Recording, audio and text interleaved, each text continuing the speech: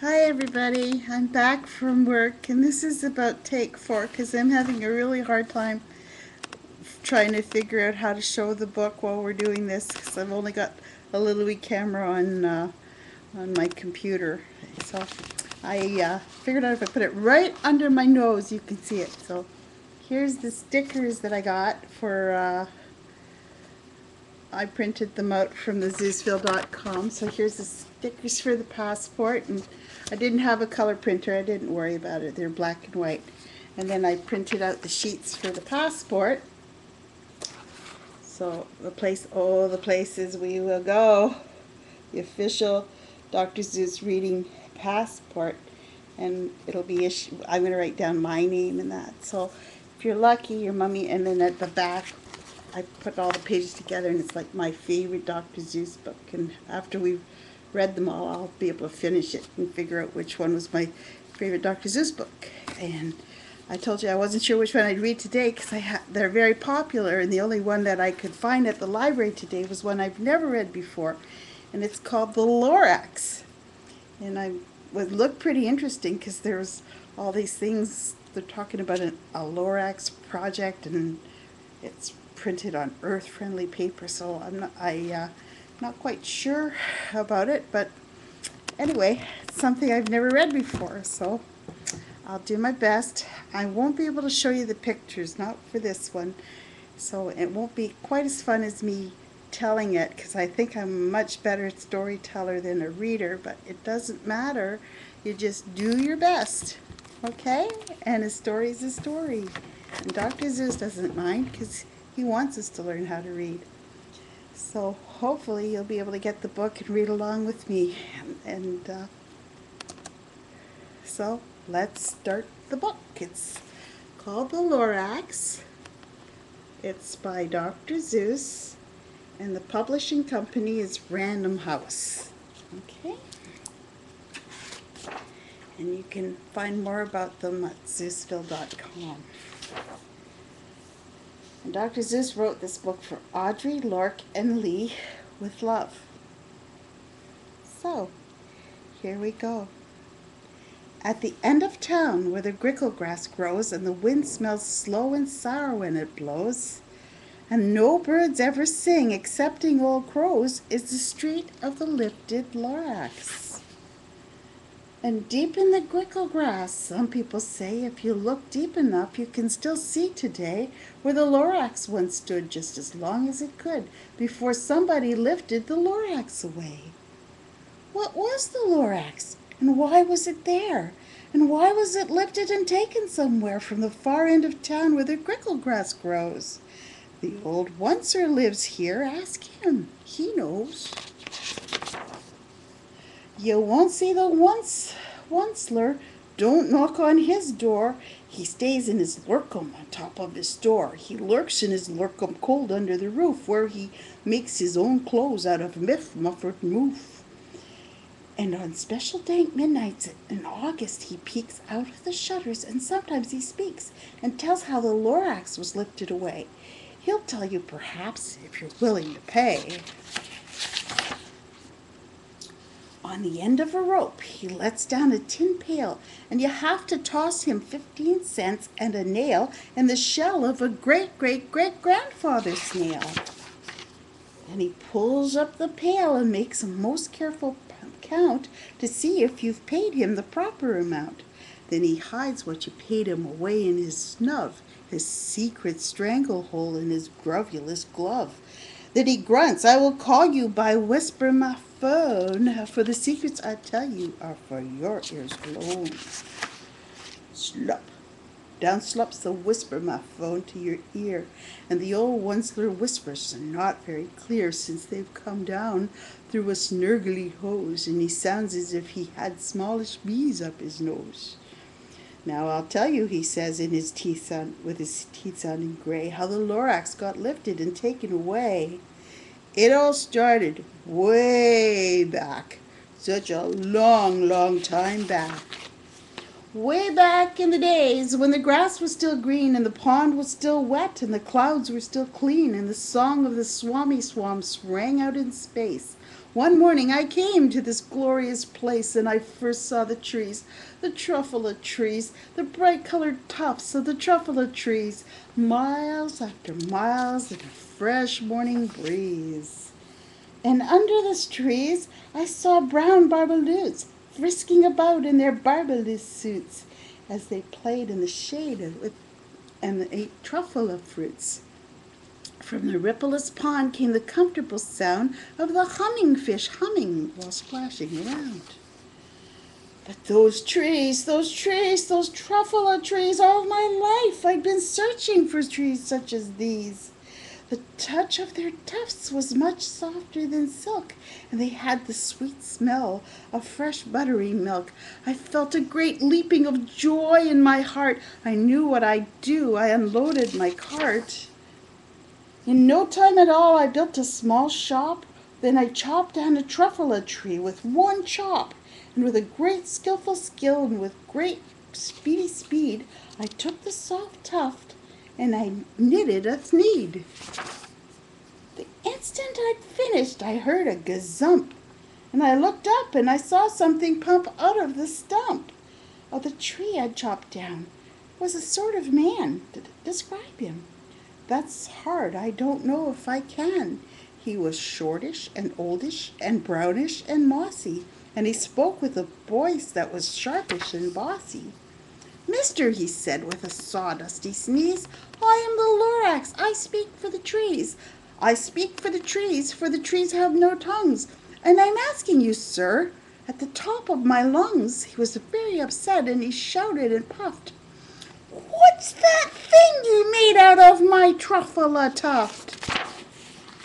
"Look, Lorax," I said, "there's no cause for alarm. I chopped just one tree. I am doing no harm.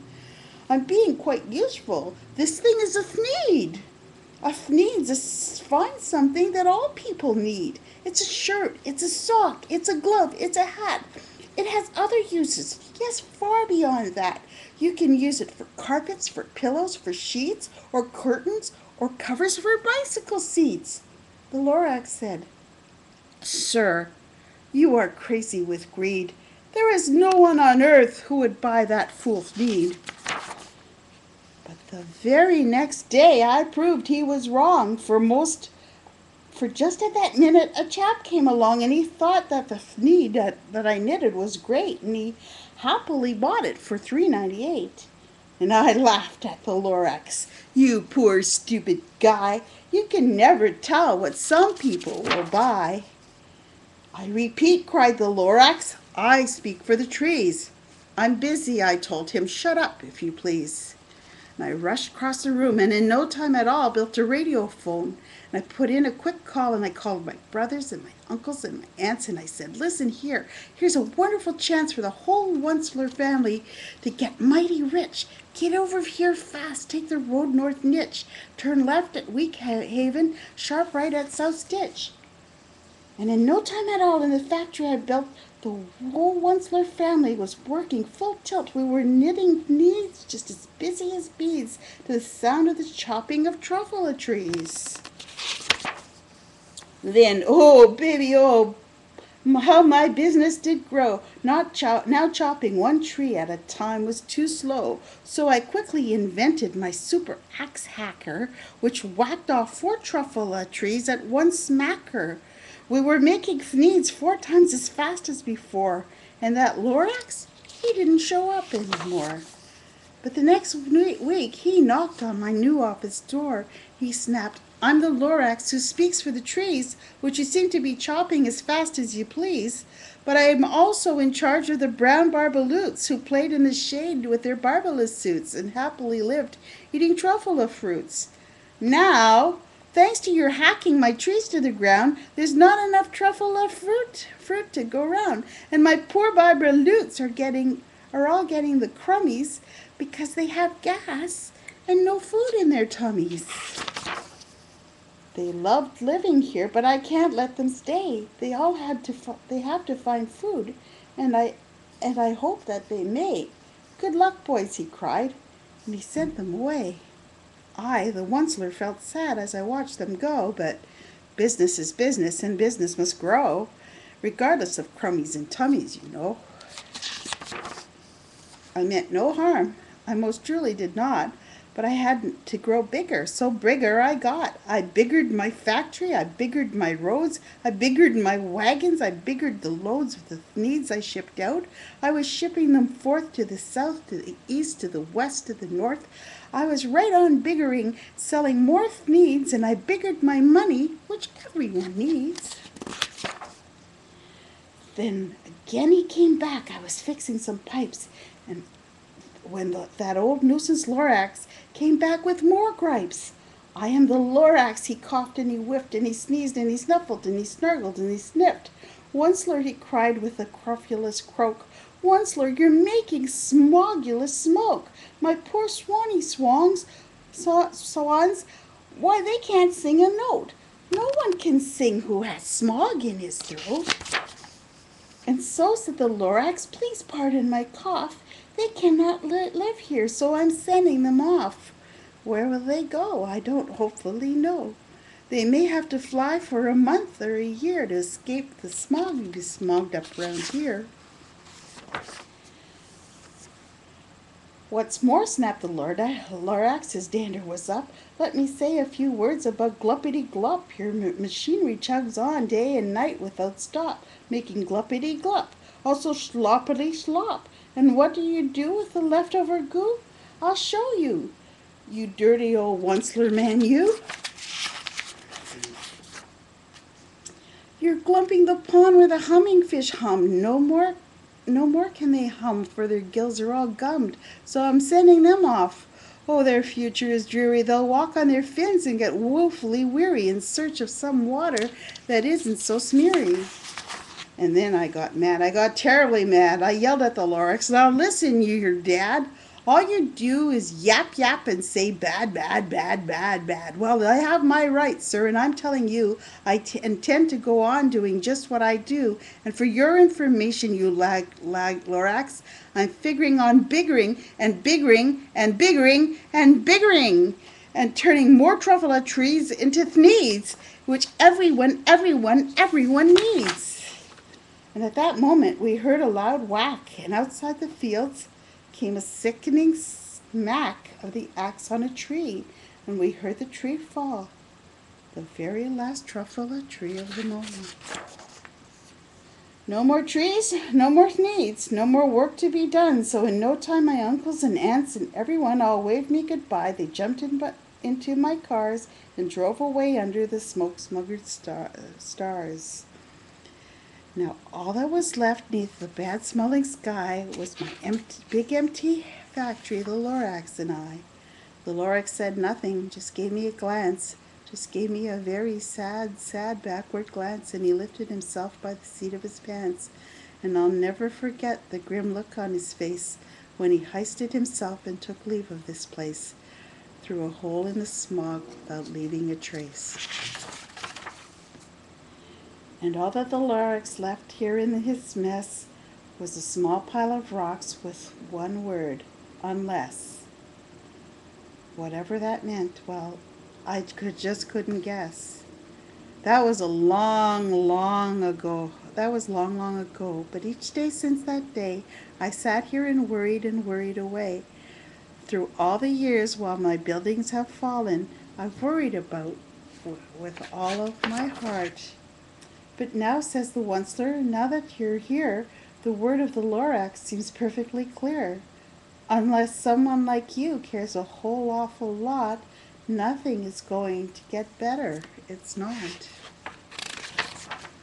So, catch, calls the Once,ler, he lets something fall. It's a truffula seed. It's the last one of all. You're in charge of the last of the truffula seeds, and the truffula trees are what everyone needs.